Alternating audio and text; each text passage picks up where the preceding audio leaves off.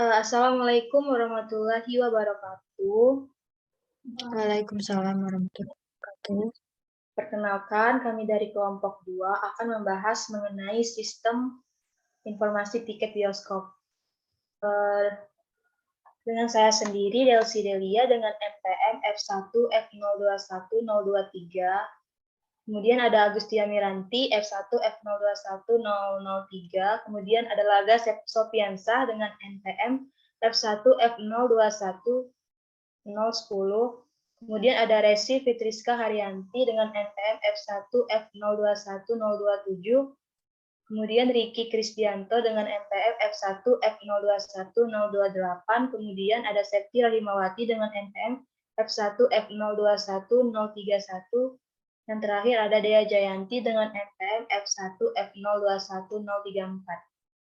Baiklah, di sini saya akan menjelaskan mengenai IRD atau Entity Relationship Diagram. IRD dari Sistem Informasi Tiket Bioskop. Entitas dari IRD yang pertama ada entitas pemesan yang memiliki atribut ID pemesan, nama, jenis kelamin, nomor handphone, alamat, dan email. Yang kedua ada relasi yang memiliki atribut ID pemesan, tanggal pemesanan, jumlah, total harga. Yang ketiga ada entitas tiket yang memiliki atribut ID tiket, harga, dan stok. Selanjutnya terdapat entitas kursi yang memiliki atribut ID kursi dan nomor kursi. Setelah entitas kursi, terdapat entitas studio yang memiliki atribut ID studio dan nama studio. Lalu terdapat entitas film yang memiliki atribut ID film dan atribut judul. Setelah itu terdapat entitas kategori yang memiliki dua atribut, yaitu ID kategori dan nama kategori. Dan yang terakhir adalah entitas jadwal yang memiliki atribut ID jadwal, tanggal, jam mulai, dan jam berakhir. Selanjutnya akan dilanjut oleh rekan saya, yaitu Resi. Pada Resi saya persilahkan. Baiklah, selanjutnya saya akan menjelaskan tentang kardinalitas pada IRD yang kami buat. Sebelumnya, kardinalitas dapat diartikan sebagai derajat relasi maksimum. Yang pertama, kardinalitas antara entitas pemesan ke tiket, yaitu many to many, karena dapat terjadi banyak transaksi pemesanan tiket dalam satu waktu. Selanjutnya, kardinalitas antara entitas tiket ke kursi, yaitu one and only one.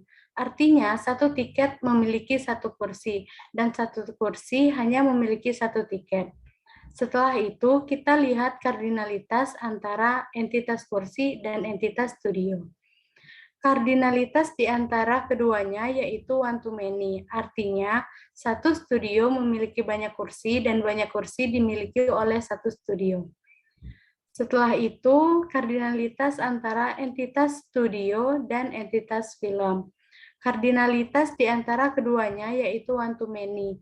Artinya, beberapa studio dapat memutar satu film yang sama. Lalu, kardinalitas antara entitas film dan entitas kategori, yaitu one to many. Artinya, satu kategori memiliki banyak film, dan satu film hanya memiliki satu kategori. Lalu, kardinalitas antara film dan jadwal, yaitu one to many, karena satu film dapat diputar pada beberapa jadwal, tanggal, dan jam yang berbeda. Dan kardinalitas antara pemesan dan jadwal, yaitu one to many, karena seorang pemesan dapat melihat beberapa banyak jadwal yang tersedia dan dapat memilih jadwal film sesuai keinginannya. Selanjutnya, saya juga akan menjelaskan tentang kekangan kardinalitas yang bisa kita ketahui dari IRD yang kami buat. Kekangan kardinalitas atau cardinality constraint adalah suatu keadaan yang digunakan untuk menyatakan jumlah instan dalam sebuah entitas yang dapat dikaitkan dengan sebuah instan pada entitas lain. Implementasinya adalah dengan menggunakan kardinalitas hubungan. Contohnya, ada dua, yaitu kekangan kardinalitas minimum dan maksimum. Contoh dari kekangan kardinalitas minimum yaitu pemesanan paling sedikit hanya membeli satu tiket. Nah, contoh yang kedua yaitu bisa jadi satu film tidak memiliki jadwal Dan contoh yang ketiga yaitu bisa saja satu studio itu hanya memutar satu film saja. Selain itu, contoh kekangan kardinalitas maksimum yaitu seperti satu pemesan memesan banyak tiket. Baiklah, itulah penjelasan dari saya mengenai IRD. Selanjutnya akan dijelaskan oleh rekan saya yang lain. Baiklah, selanjutnya akan dijelaskan oleh Agustia Miranti. Kepada Agustia Miranti, saya persilahkan. Baiklah, di sini saya akan menjelaskan untuk tabel normalisasi. Ada beberapa langkah yang dapat kita lakukan untuk membuat tabel normalisasi ini. Yang pertama, pada saat data masih dalam bentuk unnormalized form atau masih dalam bentuk universal table. Kemudian setelah dari universal table ini, kita akan melakukan langkah pertama, first normal form, langkah kedua second normal form, dan terakhir third normal form. Nah, yang pertama di sini adalah unnormalized form. Di sini terdapat tabelnya. Di atas ini merupakan data unnormalized form yang biasa disebut dengan data universal. Di sini kita bisa lihat tabelnya memiliki ciri-ciri tabel universal. Biasanya data yang belum dinormalisasikan berupa laporan atau yang biasa kita baca tapi tidak mudah dibaca oleh sistem. Di tabel ini terdapat data yang terduplikat seperti pada tabel pertama ini, di bawahnya juga 21001, yang kedua juga sampai yang ketiga ini terduplikat 3 kali. Jadi tabel ini merupakan tabel unnormalized form. Dan yang selanjutnya, untuk membuat first normal formnya, langkah yang pertama dapat kita lakukan, ada beberapa aturannya. Yang pertama, setiap nama atribut harus unik. Yang dimaksud dengan unik di sini, atributnya di sini seperti ID pemesan, ID tiket, sampai yang terakhir di sini, yang berada di atas baris atas ini tidak boleh double. Kemudian setiap nilai atribut harus tunggal. Yang berarti tidak boleh double. Pada tabel ini nilai atributnya sudah tunggal, tidak ada lagi nilai atribut yang bernilai koma. Pada nilai atributnya, setelahnya kita pastikan setiap barisnya harus unik, tidak boleh ada yang diulang 2 kali dengan isi data yang sama persis. Terakhir tidak boleh ada yang diulangi 2 kali pada grup yang berulang. Kemudian kita tinggal memilih primary key-nya pada tabel first normal form ini.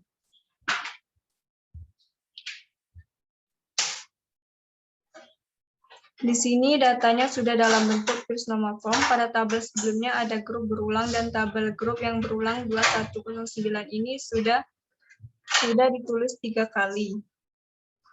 Sudah dipisah menjadi 3 kali, atributnya juga sudah ada, tidak ada yang double lagi, nilai atributnya juga tunggal dan tidak berkoma-koma. Dan yang terakhir, nilai barisnya juga sudah single. Untuk primary key-nya kita tentukan kandidat key-nya dulu. Yang di sini seperti ID pemesan, ID tiket, ID kursi, ID studio, ID kategori, ID jadwal. Karena di sini ID pemesannya berulang-ulang, maka di sini tidak memenuhi untuk pemilihan primary key-nya, yaitu syaratnya harus unik. Sehingga di sini untuk pemilihan primary key-nya, primary key-nya tidak boleh satu, sehingga primary key-nya ada beberapa, yaitu ID pemesan, ID tiket, ID kursi, ID studio, ID kategori, ID film, dan ID jadwal. Dan di sini tabel normalized first normal formnya sudah terpenuhi, jadi kita selanjutnya menentukan tabel second normal formnya yang akan dijelaskan oleh teman saya. Baiklah, selanjutnya akan dijelaskan oleh Riki Kristianto. Pada Riki, saya persilakan. Saya akan melanjutkan penjelasan dari teman saya tadi. Untuk second, ada beberapa syarat untuk membuat second normal form. Yang pertama, itu sudah di first normal form untuk tabelnya. Yang kedua, semua atribut non-kunci sepenuhnya bergantung pada kunci utama.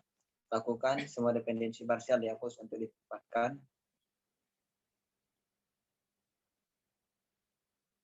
Baik, di sini dapat kita lihat ada pada di share screen sudah terlihat ada beberapa tabel. Yang pertama ada tabel pemesan, ada tabel kursi, tabel tiket, tabel studio, tabel film, ada tabel jadwal, dan terakhir ada tabel memesan. Untuk tabel pemesan mempunyai primary key, ID pemesan dengan atribut nama, jenis kelamin, alamat, nomor handphone, dan email. Kemudian untuk tabel kursi, di sini ada 3 primary key, yang duanya adalah foreign key. Untuk primary key dari kursi yaitu ID dari kursi sendiri, dengan foreign key ada ID studio dan ID tiket dengan atribut harga, stok, nama studio, dan nomor kursi. Dikarenakan relasi antara tiket ke kursi ini adalah one to one, maka di setiap tabel akan ditambahkan foreign key. Itu di tabel tiket dengan primary key ID tiket dan foreign key ID kursi. Untuk atributnya ada nomor kursi, harga, dan stok. Kemudian untuk tabel studio, untuk primary key-nya ada ID studio, dan ada foreign key-nya ID film, dan atribut judul dan nama studio. Untuk tabel film, primary key-nya ID film, untuk foreign key-nya ID kategori, dan atribut nama kategori dan judul. Untuk jadwal untuk primary key-nya ID jadwal, foreign key-nya ID film, dan ID pemesan. Untuk atribut ada nama, jenis kelamin, alamat, nomor handphone, email, judul, tanggal. Terus untuk judul tabel pemesan itu primary key-nya ID pemesanan dengan foreign key-nya ID pemesan. Tabel pemesan dengan primary key ID pemesanan, foreign key ID tiket, dan juga ID pemesan, dan atribut nama, jenis kelamin, alamat, nomor handphone, email, harga, stok, tanggal pemesanan, harga, jumlah, dan total harga. Baik, untuk selanjutnya untuk format normal form akan dijelaskan oleh rekan saya Laga. Baiklah, selanjutnya akan dijelaskan oleh Laga. Kepada Laga, saya persilakan. Oke, baiklah. Selanjutnya saya akan menjelaskan tentang truth normal form. Nah, di sini di truth normal form ini baru kita lihat atribut lain yang tidak tergantung dengan primary key lainnya. Untuk membuat truth normal form ini ada beberapa syarat. Yang pertama, sudah di second normal form. Yang kedua, semua atribut non-primary key lainnya tidak bergantung pada atribut non-primary key lainnya atau tidak ada dependensi transitif. Yang ketiga, semua dependensi transitif dihapus untuk ditempatkan di tabel lain. Dapat kita lihat di dalam tabel ini, yang pertama ada entitas tabel studio. Judul tabel studio memiliki primary key yaitu ID pemesanan dan beberapa atribut lainnya seperti nama, jenis kelamin, alamat, nomor handphone, dan email. Yang pertama ada entitas judul pemesan, yaitu judul pemesan ada memiliki primary key, yaitu ID pemesan. Dan beberapa atribut lainnya seperti nama, jenis kelamin, alamat, nomor handphone, dan email. Yang kedua, ada entitas judul tabel kursi yang memiliki foreign key dua foreign key yaitu ID tiket dan ID studio. Untuk primary key-nya ini ada ID kursi. Dan untuk atributnya di judul tabel kursi ini ada nomor kursi. Yang ketiga, judul tabel tiket. Judul tabel tiket ini terdapat foreign key, satu foreign key yaitu ID kursi dan satu primary key yaitu ID tiket dan beberapa atribut seperti harga dan stok.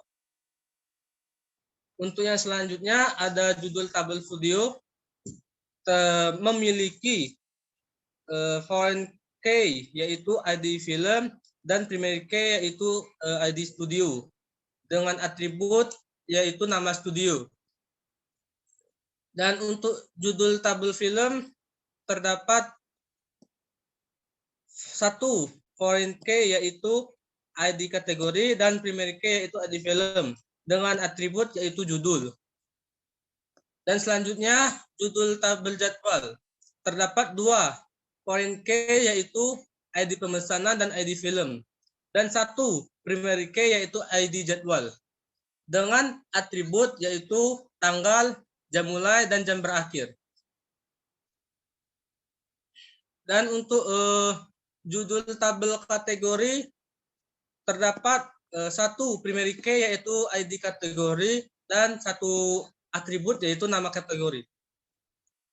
Dan yang terakhir judul tabel memesan yang dimana ya terdapat dua foreign key dan satu primary key yaitu ID pemesanan dan ID tiket untuk foreign key dan ID pemesanan yaitu untuk primary key dengan atribut tanggal pemesan, harga, jumlah, dan total harga. Baiklah, selanjutnya akan dijelaskan oleh Dea. Pada Dea, saya persilahkan. Baiklah, langsung saja. Di sini saya akan menjelaskan mengenai tabel relasional. Tabel relasional ini adalah suatu model basis data yang menggunakan tabel dua dimensi, yang terdiri atas baris dan kolom untuk menggambarkan sebuah berkas data. Oke, di sini dimulai dari pemesan ke tiket. Dikarenakan relasi antara pemesan dengan tiket many to many, maka dibentuk tabel baru di antara keduanya, yaitu tabel memesan. Tabel pemesan ke tiket memiliki relasi, yaitu satu pemesan bisa minimal memesan satu tiket atau banyak tiket, sedangkan satu tiket bisa dipesan banyak pemesan. Kemudian dari tiket ke kursi, itu satu tiket memberikan satu kursi, begitu juga dengan kursi hanya diberikan oleh satu tiket. Kemudian kursi ke studio. Kursi ke studio ini banyak kursi di satu studio, sedangkan banyak studio memiliki banyak kursi. Selanjutnya yaitu studio ke film. Satu studio menayangkan satu film, sedangkan satu film hanya ditayangkan di banyak studio. Kemudian pemesan ke jadwal. Dari pemesan ke jadwal ini, satu pemesan bisa melihat satu atau banyak jadwal, sedangkan banyak jadwal bisa dilihat banyak pemesan. Kemudian jadwal ke film. Satu film dapat diputar pada beberapa jadwal, tanggal, dan jam yang berbeda. Kemudian yang terakhir itu film ke kategori. Film memiliki satu kategori, sedangkan banyak kategori dimiliki banyak film. Selanjutnya akan dijelaskan oleh Septi Rahimawati. Kepada Septi, saya persilahkan. Oke, baiklah. Primary key merupakan suatu nilai dalam basis data yang digunakan untuk mengidentifikasi suatu baris dalam tabel. Primary key merupakan tanda pengenal unik yang membedakan satu record dari yang lain. Oleh karena itu, setiap record dalam sistem harus memiliki primary key. Sedangkan foreign key adalah pengenal unik untuk kombinasi pengenal unik yang menghubungkan dua tabel atau lebih dalam database. Yang pertama, kita lihat tabel pemesan. Tabel pemesan memiliki atribut nama, jenis kelamin, alamat, nomor HP, dan email. Memiliki primary key ID pemesanan. Ini berarti pemesan adalah Pembeda antara pemesan satu dengan pemesan yang lain. Next, tabel memesan. Tabel memesan memiliki atribut tanggal pemesanan, harga, jumlah, dan total harga. Primary key-nya adalah ID pemesanan dan memiliki foreign key, ID tiket, dan ID pemesanan. Foreign key ID tiket dimiliki kunci utama pada tabel tiket. Artinya, tabel tiket dan tabel memesan memiliki relasi. Yang ketiga adalah tabel tiket. Tabel tiket memiliki atribut harga dan stok. Primary key-nya adalah ID tiket dan foreign key-nya adalah ID kursi. Foreign key ID kursi dimiliki kunci utama pada tabel kursi. Artinya, tabel tiket dan tabel kursi saling berelasi. Dan yang selanjutnya kita lihat ke tabel kursi. Tabel ini memiliki atribut nomor kursi dan memiliki primary key yaitu ID kursi, serta memiliki dua foreign key yaitu ID tiket dan ID studio. Foreign key ID studio dimiliki kunci utama oleh tabel studio. Jadi, tabel kursi berelasi dengan tabel studio. Yang kelima adalah tabel studio. Tabel studio dengan atribut nama studio dan terdapat primary key ID studio serta mempunyai satu foreign key yaitu ID film. Kunci tamu di ID film memiliki primary key pada tabel film. Artinya, tabel studio dan tabel film memiliki relasi. Yang keenam, tabel film memiliki satu atribut yaitu judul dan primary key-nya adalah ID film. Foreign key-nya yaitu ID kategori. Foreign key pada tabel ini dimiliki oleh primary key pada tabel kategori. Hal ini menunjukkan bahwa tabel film dan tabel kategori memiliki hubungan, di mana tabel kategori ini memiliki satu atribut, yaitu nama kategori, dan primary key-nya adalah ID kategori. Dan yang terakhir adalah tabel jadwal. Tabel jadwal memiliki primary key, yaitu ID jadwal, dengan atribut tanggal dan jam mulai serta jam berakhir. Selain itu, tabel jadwal 2 memiliki dua foreign key, yaitu ID pemesan dan ID film. ID pemesanan dimiliki kunci utama pada tabel pemesan, serta selain itu, foreign key ID film dimiliki oleh primary key pada tabel film. Ini berarti bahwa jadwal memiliki relasi terhadap tabel pemesanan dan tabel film. Sekian presentasi dari saya. Sekian presentasi dari kelompok kami. Apabila ada salah kata, kami mohon maaf. Akhir kata saya ucapkan Assalamualaikum warahmatullahi wabarakatuh. Terima kasih.